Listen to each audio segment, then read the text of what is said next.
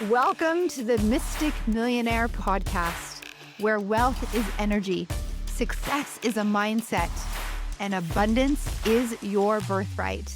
I am Danielle Amos, your host and mentor, here to help you unlock prosperity, embody confidence, and manifest a life you love. Take a breath, align with your truth, and let's manifest millions. Welcome to the Mystic Millionaire podcast. My name is Danielle Amos, and I am happy and grateful to be your host. This is a solo episode where I'm bringing in this powerful book, well-loved book, called The Power of Awareness by Neville Goddard. And I'm often asked about the law of assumption. The law of assumption is a Neville Goddard principle, and I'm reading, this is a very well-loved book. The cover, which was signed by Bob and Sandy Gallagher, is now no longer here. And the pages are ruffled and my notes over the years. I've been reading this book for 10 years. And chapter 3, The Power of Assumption, is one of my favorites. The law of assumption, it states very clearly that a human being gets what they assume. Whatever you assume to be true about yourself, about the situation, about the world, will be your experience. And the first line of chapter 3 states, man's chief delusion is his conviction that there are causes other than his own state of consciousness.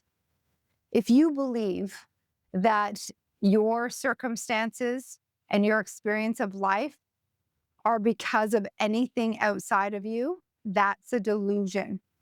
It's not true. As within, so without. Whatever is going on in your inside world will be reflected on the outside world. Nothing else impacts your outside world unless you let it. That means the economy, the interest rates, what others are doing or not doing, none of it matters unless you allow it to. You are the cause. And when I first really understood this, it hit me like a ton of bricks because I was a very good victim in my life. I blamed everything except for me for my circumstances. And don't get me wrong, I still get caught up in what's going on out there, what that person's doing, this person's response. And I'm learning just like you. Let me continue. So man's chief delusion is his conviction that there are causes other than his own state of consciousness. All that befalls a man, all that is done by him, all that comes from him happens as a result of his state of consciousness. A man's consciousness is all that he thinks and he desires. So your consciousness is all that you think. So your beliefs, because a belief is just a thought you keep thinking. A belief is a thought that you choose to think. Now, here's the thing. Most beliefs are deep in your subconscious mind that you didn't consciously choose them, but they were programmed into you. But it is a thought that you just keep thinking because it's a programming. And here is the truth. Once you understand you have been programmed and you have a program, it's your responsibility to change it. So your consciousness is all that you think, whether you're thinking consciously or unconsciously. And let me tell you something. We're consciously thinking in our conscious mind only 2 to 4% of the time. 96 to 97% of your behavior is subconscious. In your subconscious mind. And it's habitual. And so you're showing up and you're thinking habitually the way that you've been programmed to think. And therefore, Your circumstances and your results are because of that programming, the habitual way that you're showing up.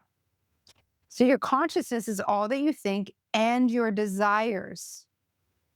So the things that you're desiring and the things that you love, he says, and loves. All that he believes and is true and consents to. So you're always going to get what you believe. You'll always experience what you believe to be true, and you are consenting to that truth. You don't have to accept that the economy is bad, and therefore it won't be bad for you. I've heard this story over and over by Napoleon Hill. You know, he talks about, and writers since Napoleon Hill, because of Think and Grow Rich when it was written. And many people in the Great Depression experienced poverty. And then there were many people that experienced millions. In fact, the most amount of millionaires were created during the Great Depression. Well, what's the difference? The difference is what those people were doing with their thoughts. And did they accept the idea that it was a time of poverty? Or did they learn to master their mindset? Or maybe they were in a secluded area where they had no access to news. Either way, they did not accept the idea. They did not believe the idea to be true, that there was a depression happening and that they were supposed to be in poverty. But the masses did. And so therefore, that was their experience. But it doesn't have to be, it's not everyone's experience. It doesn't have to be yours, but you choose. Because the truth is, whatever you're choosing then is created and reflected in your environment, in your 3D world.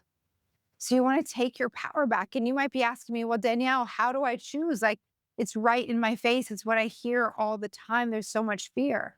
And I get it. I'm right there with you. There is so much fear on the news and TV, in the conversations. And so this is the time that I usually grab my earmuffs. And if you've heard me on an earlier podcast, you would have seen me with my earmuffs. You've got to learn tools that allow you to close your mind tightly to the ideas that don't serve you, so that you don't accept them as your truth. And it's not easy because the masses are in fear. They are worried about the economy and interest rates and blah, blah, blah. But that doesn't have to be your truth. You decide. And so you decide, sure, by plugging your ears, by not having those conversations, not engaging. When someone talks about the economy, you say, that's interesting, and change the subject. Sure, you can use those tools, and they are effective tools. I use them too. I've got a pair of earmuffs. They sit at my desk. And at the same time, you can learn how to think for yourself and ask yourself, what do you want to experience right now, despite the economy? What do you want your world to be? And it starts as a desire. It starts by answering that question and then allowing your imagination to unfold. And this is the beautiful thing. Your imagination is one of your mental muscles. For many of you, it will be weak because you haven't used it for a while. So you might have to take your imagination to the gym and start working it out. That's okay. Do that. Be willing to work out your imagination and get creative. Tap into your fantasies and be willing to admit them. And close your mind to what's happening on the outside and what others are saying. And you do you. You write what it is that you desire and create that picture on the screen of your mind. And then you're going to become emotionally involved with that picture. I promise you, as you do, as you become emotionally involved with it and start making a decision from that place, from your goal achieved place, as you do, you'll be richly rewarded and your environment will change around you. Your circumstances will change. And yeah, others are going to say, oh my gosh, he's lucky, she's lucky. But it's not luck. You're living in harmony with the laws. You're learning now to take action, harnessing the law of assumption, assuming that what you are dreaming of is on its way to you. And you're using this law of assumption to powerfully manage, if you will, master your mind so that you assume what you would assume if your goal was achieved. And now you're working in the right direction. Now you're working in harmony with the laws. Now, is it easy to think abundance when you're in scarcity? No, and you can do it. You can assume the state of abundance. It's your choice. It takes something, yes. And you can do it. This is what life is. This is the practice of it, and it's how it works. Your results right now, they're old news. It's based on your past thinking. How do you change your results tomorrow? You change your thinking right now. You use the law of assumption right now. No, I know it works. It's worked in my life. I've taught countless, hundreds, thousands of people just like you how to be in the law of assumption and how to think differently. That thinking leads to your feelings, and those feelings will get you into a different action. If this resonates, I'd like you to take action today and book a call with my team. The link is in the show notes. We are locking arms with people just like you who want to be shown exactly what to do to go to the root cause of their results, their programming, and change it, how to live in harmony with the laws like the law of assumption. And our lives are changing at an incredible speed. We have people in the community celebrating $5,000 days over and over and over. We just acknowledged a $100,000 month at $5,000 a day. We're celebrating her. These are our norms. Our clients are turning their yearly income into their monthly. And it could be your turn. You got to make the decision. Assume this is for you. And if you're living this life, what action would you take? You'd book a call with a team and join the Millionaire movement, a community that knows what you're made for and shows you every step of the way who to be and what to do to attract millions into your life. I want to thank you for listening. We, inside our community, I combine universal laws and self-image and money energetics. And I bring in some principles from the ages, some mysticism, all so that you align with your highest potential. If the way I speak resonates, you know the next step, book a call. I want to thank you for listening. Thank you for being here. I want to thank all of our subscribers who listen to all the behind the scenes. And we'll see you on the next episode. I've got a very special guest for you, so you don't want to be missing these episodes of The Mystic Millionaire. Thank you in advance for your 5-star review, sending me a message on Instagram because this resonated with you. And I look forward to hearing from you and celebrating you. Expect abundance.